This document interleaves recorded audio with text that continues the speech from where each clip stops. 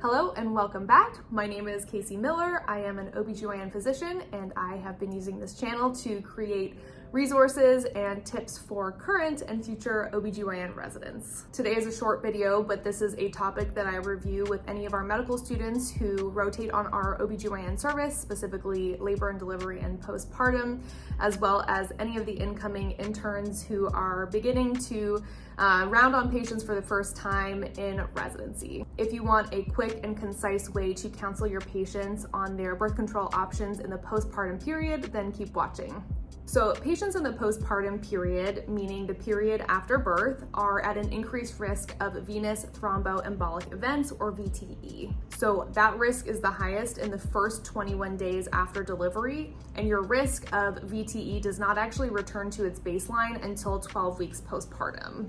That being said, the risk of VTE after 6 weeks is very low, but because of this, the way that we counsel our patients on their birth control options in the postpartum period is a little bit different than how we would counsel someone who did not just have a baby and who walked into clinic and was just a routine GYN visit and they wanted to start some type of birth control. The way that I approach this with my patients is usually postpartum day 1, when I'm rounding on them, I will have asked all of the usual postpartum rounding questions, assessed how they're feeling, what their pain level is like, and eventually I'll circle around to the topic and broach it by saying, hey, is there any specific birth control that you were hoping to start after delivery?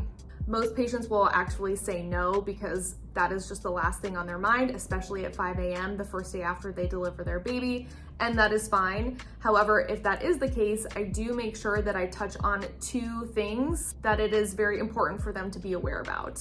So the first is that some women can ovulate as early as 3 weeks after birth.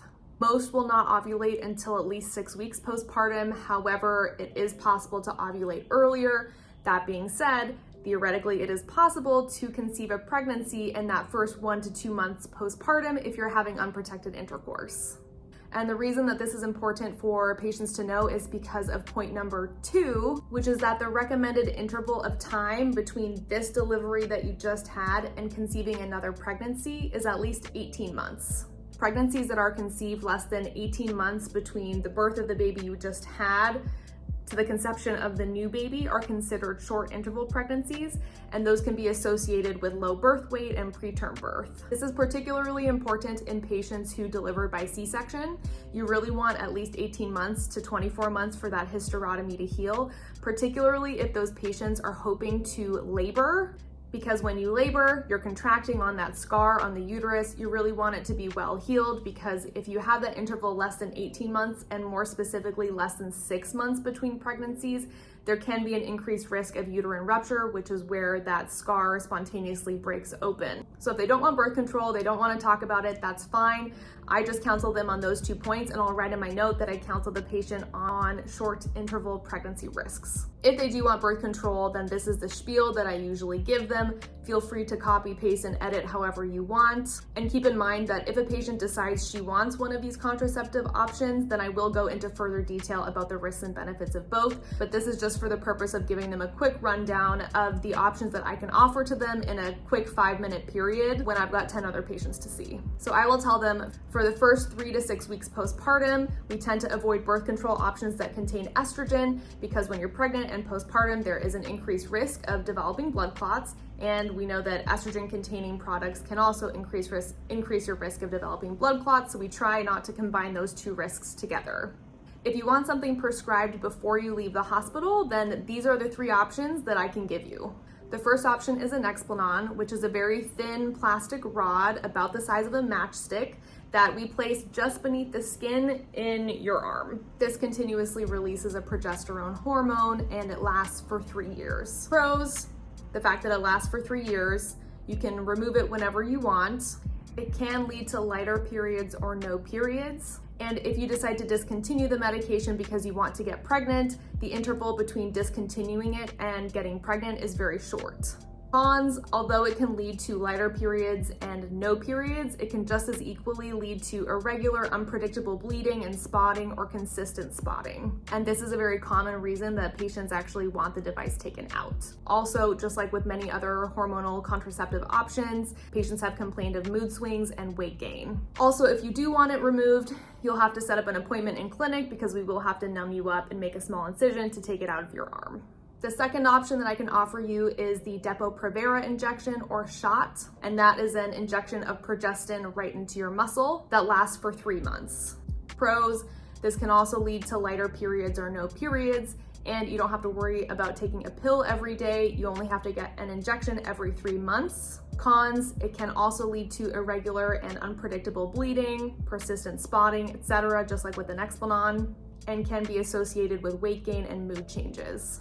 Of note, there is a black box warning for the medication because if you take it for prolonged periods of time, for example, up to or greater than 2 years, it can be associated with weakening of the bones or bone demineralization up to the time that you stop the medication and possibly thereafter. In addition to that, if you are hoping to grow your family in the next couple of years, you might want to consider a different option just because there has been some evidence to show that there may be a delay in your return to ovulation and fertility, potentially up to 10 months after you stop the last dose of your medication. The third option is the mini pill or Micronor, which is an oral progestin pill. Pros, it's non-invasive. You just have to take a pill every day and you can stop it if you don't like it whenever you want without scheduling a procedure of any kind.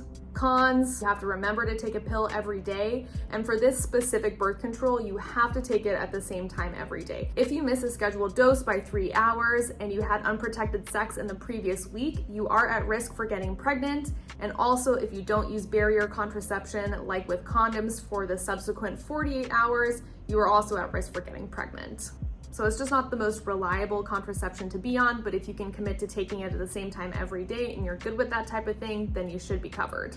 So once I cover those 3 options with them, then I'll just say, once we see you at your 6-week postpartum visit, we can talk about some of the alternate options for birth control, like the IUD, the ring, the patch, the combined hormonal pill with estrogen and progesterone, and so on. Of course, sterilization is an option. However, typically on postpartum day 1, by the time you're meeting with them, you will already know if they have requested to get their tubes tied postpartum or not, just because they would have had to have their sterilization papers signed when they came into the hospital. So by postpartum day 1, you usually already know if they're on the schedule to get their tubes tied that day. If they do tell me, hey, I have actually thought about it and I think that I actually might want to get my tubes tied, then what I'll do is I'll sign the sterilization consent with them, let them know that I recommend any of the alternate birth controls that I talked about as a bridge to the time that they can actually be scheduled for the sterilization, because in the United States, you have to sign a consent that you are willing to be sterilized for at least 30 days prior to the procedure.